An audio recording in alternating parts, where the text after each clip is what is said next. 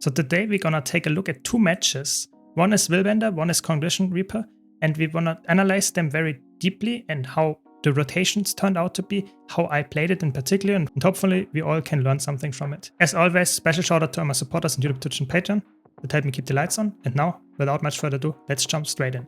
So I'm playing here in this first match a Willbender, and this is with a Power Chrono, Power Scrapper, Condition, Soul Beast, and a Healing Tempest. Let's see how this match goes. I will just leave it running, explain what I'm thinking here. I'm just trying to stay out of sight so that I can port on the enemies. And apparently we have like a really weird opener here from the enemies, coming 3 here. And I can engage on a lot of them, get some nice damage out. Just have to be a little bit careful to not overcommit here, because they actually have a lot of Condi pressure on me here. And that's why I'm disengaging. In general, I just try to play it quite safe here, and I don't want to die, because as soon as I die, we lose the team fight, that much is for sure.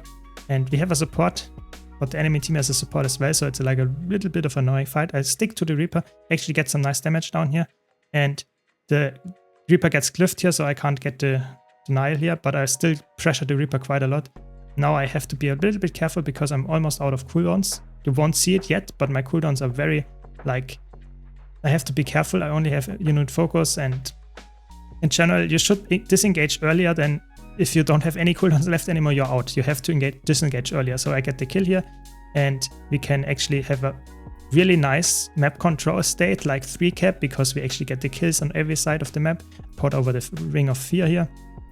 And in general, just we stick there on the enemies to pressure them enough and stagger the kills here so that they can't get back into the match. I evade the lead skill from the Reaper, and this looks quite safe at this point, but, and this is the important part, that's why I chose this match to commentate, not only because Kalki asked me to, but also because this is actually a state that you very often see in ranked matches, that one team is snowballing and getting the first kills and is easily winning all the time on the map, like the mid cap, the close point, all the time.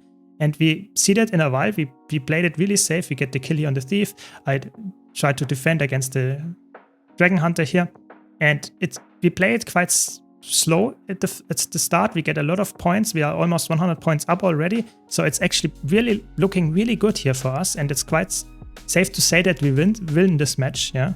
But see what happens after this. It's really important that you see and understand what here's the mistake. So I will just try to defend the point again, try to get some nice damage down, force the invuln, that's good. And now I think this is the part where we get the mistake here in a second. I try to get the kill on the Dragon Hunter and just try to survive and don't push far. I don't push far. We have a support. We want to be in a team fight. We want to be fighting this. I get the kill here, and we can just let them bleed. And in general, yeah, that's a good state. We got the 2 cap almost again. And we can now go for some kiting because we are against 2 people here, but my support is back and we can actually get a counter kill. Looks all good. And we are again like over 100 points up. So we can just stay like this, go play it safe, 2 cap only with the support. Safe bet, we will win this match 100%. What happens now is the big mistake. Our Scrapper pushes far, which is okay, because the enemy Reaper is also pushing to our close. So we have potentially like an even map state, but, and that's the important part here, my team is deciding to help me close, which is a safe bet, but our Scrapper is now against all the respawns, which is not a good state. We get the kill here, and now we have a 1-on-1 at mid. We have the Scrapper holding the enemy close point, where there are 2 people at least pushing in. We can even see it's 3, it's the Necromancer, the Guardian, and the Elementalist. So we go on the Thief here, and on our Scrapper is really pressured. My team sees that, helps the Scrapper by going, so to say, in this direction, trying to help the Scrapper disengage. And now we have the point of the state where I would say this is the match. If we can just go back and hold the mid cap, the fight is over. But my team, especially not also me, but also my team, is disengaging, or engaging rather, on the far point, and that's the problem. My team instantly gets killed because of that, because we are, so to say, fighting in an outnumbered situation, because our Ranger is just capping the midpoint, which is obviously not good. And now we are in a state where we don't want to be. We are, so to say, we lost our momentum of the fight. I try to get the counter kill on the Reaper, but I just have to disengage at this point. We lost 3 people. And I at this point see, okay, that's actually an okay state now for me to just disengage towards the far point so that we can actually get the decap here, and my teammates are just trolling at mid or dying there, I guess. And we have to reset here. And this is like the momentum swing that we didn't want to have, yeah? Because now we are like 180 points off, above the enemy team, but the enemy team has the momentum. They get the mid cap, they might even kill me here. So it's really important. I see this is not the state where I want to be. I disengage here, just want to make sure that I survive, because this is the state that you don't want to be in. You want to play it safe, don't go for the 3 cap. That's really the main thing that you take away from this match, is not going for 3 caps all the time. As soon as you go for 3 caps, when there is a bad decision like this we just had, we will probably lose the match after this if we lose the momentum and can't get it back. Now we get ourselves together and actually go again for a 2 cap only, whereas the Mesmer is instantly pushing again too far. This time it's the safe thing because no one is there and we can actually win the mid fight anyway, so that's okay. But typically I'd say it's really important that you have to make sure that you win the mid fight, and then you can make decisions like that. But if you push when there is, so to say, the enemy team very safe to come there and just overwhelm you, that's not good. I go to no port spot here if you're wondering, so that the thief can't engage on me, and now we can actually get some nice fight going above the mid fight, and we are in a 5 versus 5, I would say, around the mid fight somewhere, and I'm quite pressured, so that's why I'm using the elite skill. In general, we have a decent support here, and Kalki is doing a good job on Mesmer, so we can actually win this match still after the big potential throw that we had there, pushing at far. But just keep in mind, this could have looked way different. Even though we stomped them in the first few minutes totally, we could have lost this match very hard by just not playing it, so to say, safe with the support and stuff. So now at this point the match is over. We just have total control, and this is the end of the match. But I have a second match. By the way, if you want to see more content like this, don't forget to subscribe. But now to the second match. So the second match, like I already teased you, this is a Condi Reaper match. This time we are playing against Kalki, and we are playing with Zeus, which is an interesting thing because Zeus plays Catalyst for the side note. We have a Condi Soul Beast, we have a Tempest, and we have a Willbender. I'm going for Condi Reaper here on this map, even though I'm quite slow. We have a decent matchup with applying a lot of Condis to the enemy team because no one is actually sticking too well on me from the enemy team. But at this point I didn't know that the enemy Guardian is actually a core Guardian with Hammer, which is a little bit scary for range for my build here. But in general we play it quite safe, and this is the absolute opposite. That's why I chose this match from the last one, because this one is like, yes, we will see what I mean by this. Yeah, tried to get Moat here. Our Guardian got Moat here by Kalki. That is obviously always a really bad sign. And now I will die as well. It's just overcommitting at this point.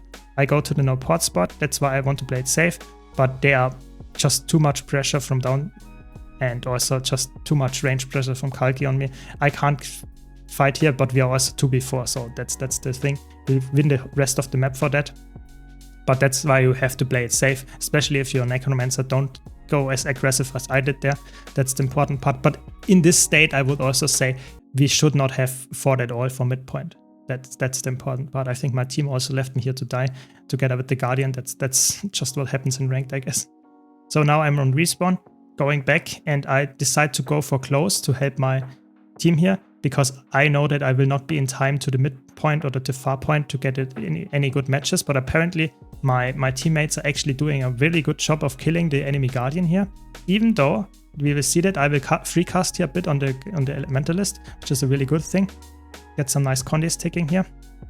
That's why I stay here and kept the point, because, and now I see it, that we got a downstate, multiple downstates, and I helped them. But I was standing actually on point and still free casting. Otherwise you have to help them, not capping the point. Please don't do that. But I could free cast there on them while I was actually capping the point, so I get double value. That's why I did it. Now I push far because I know everyone is on respawn. And again we have the situation that our team looks actually quite safe. We have a 2 cap almost. We have like a, I would say, interesting situation here at far. But this is again the situation. We push far while the enemy team has respawns, and we are just not as safe as we were before for the 2 cap again. And here I get engaged by 3 people, I get Moat by Kalki as well, and I instantly die, of course. The Moa was nice, but not that good. And you can see a Kalki actually gets a double Moa with the continuum split on Zeus as well and kills him again. The Moa on me was not that important, I was dead anyway, but that he gets the Zeus one as well is actually quite nice. But in general, we notice at this point that this is stupid, what we are doing. Fighting in the team fights at far, where the enemy team is always on a close respawn, while Zeus is also trying to actually fight in a 1v2 or something on far, which is never happening if we all push far. So now we decide everyone else goes to close or mid, where Zeus is always annoying the enemy team at far. And you will see this is the turning point of this match. It's really insane how you can actually make the rotation of how you play this match changes drastically. I'm just recasting here on the Ranger just to annoy him a bit and want to deny the point here a bit as well. I don't want to engage too hard in this 101 because obviously I'm not a 101 build, but this is also not the best build to fight against me. I did not know this is a power untamed with insane power damage. You see how much spike I get here. I got almost one shot. I didn't expect that, but it's okay. I get some damage out and port back with my spectral walks just to get some jukes and get some pressure again on the Guardian as well. But I'm not in a very healthy state with my cooldowns, so I try to be in a no port spot here if you're wondering why I'm standing here all the time. And in general, I just want to make sure that my team is not always like losing a player by me just not being there at all. So I try to free cast with my ranged attacks, but in general, this is playing quite well for me right now because no one is actually engaging on me with my low cooldowns. And I can get some kills. I'm employing some poison here just in case the Elementalist wants to go for the rest, and now I go for the cap. And at this point, the match is actually swung in our favor again. So we have the momentum. I'm just checking because apparently I had some issues with my targeting. Snap to ground target, yeah, exactly. And now we see that Kalki is actually here, and I play it safe, go to no port spot just to make sure that I don't get engaged and moored again. This is like a matchup, this is really volatile. Condi Reaper against the Power Chrono, but okay. I will just try to get some pressure on this guy. And I tried to dodge the Moa, but the Moa was with quickness, so I was not expecting it fast enough, and now I get one shot again. I was almost surviving. It was actually impressive, but my Guardian actually gets the counter pressure and Kalki dies. Again, very good shot by Kalki to get the spike here on me. I did not expect the Moa with quickness, to be honest. I dodged it, but it was too late because it was with quickness. That's the problem here. And at this point, we are in a really, really safe spot. You can see that because Zeus is trolling them on far while we are holding very well on our own here. And this match is not won at all yet because I get again spiked by the Guardian. The ring is killing me completely. I can troll a bit here actually and survive for a little bit longer.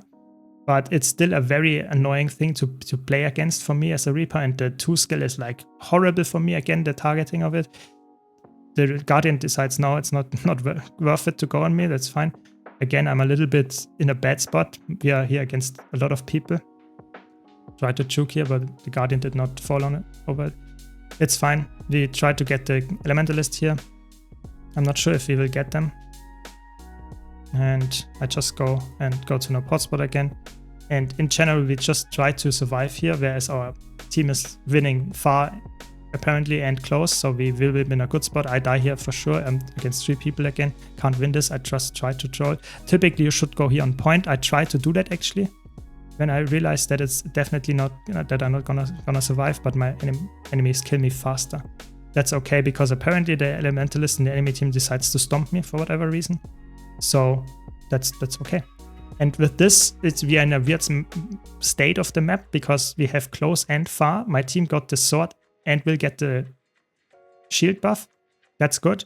And we are in a decent spot now because we're also ahead in points, and we get me on a respawn. I can contest our close point. That's what I'm doing. Because I see this is an Elementalist. It's a good matchup for me.